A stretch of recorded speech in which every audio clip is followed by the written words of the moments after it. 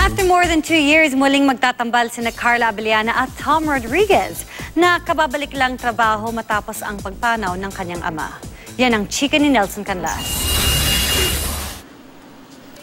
Unti-unti na raw nagmo-move on si Tom Rodriguez sa pagkawala ng kanyang ama dahil sa sakit na cancer 1 buwan nang nakakaraan.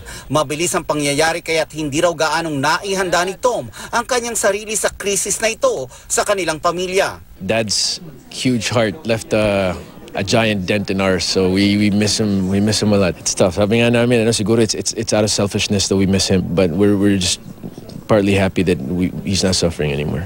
Nakabond naman ni Carla Abellana ang ama ng kanyang boyfriend nung nagtitreatment ito noong Disyembre. Pero hindi na siya nakapunta sa US ng pumanaw na ito dahil na rin sa dami ng kanyang commitment. So mahirap din for me na from afar, di ba, paano mo i-comfort yung tao and the rest of the family na ikaw malayo ka. But I made sure na lang kahit paano na everyday nagko-communicate kami. Pero life goes on para kay Tom. Sa kanyang pagbabalik Pilipinas ilang araw nakakaraan, sinalubong na siya ng 2 proyekto. Bagay na makakatulong daw sa kanyang kalungkutan.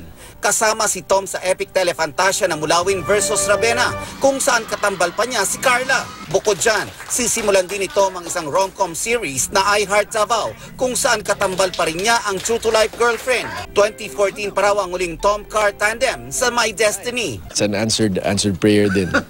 Been wishing for this to happen again. Pagka-romantic comedy nga, it's a really cute and charming and heartwarming concept. Sa I Heart Davao, ibang Tom at Carla daw ang ating mapapanood, lalo pat malayong-malayo ang kanilang roles sa totoong buhay. May mga tao naman na nasa relationship sila pero madalas sila mag-away pero mahal pa rin nila yung isa't isa. Sa case namin ni Tom, hindi yun totoo. Hindi kami aso't pusa naman na nagkakasundo naman ng maigi. Nelson Canlas, updated sa Showbiz Happenings.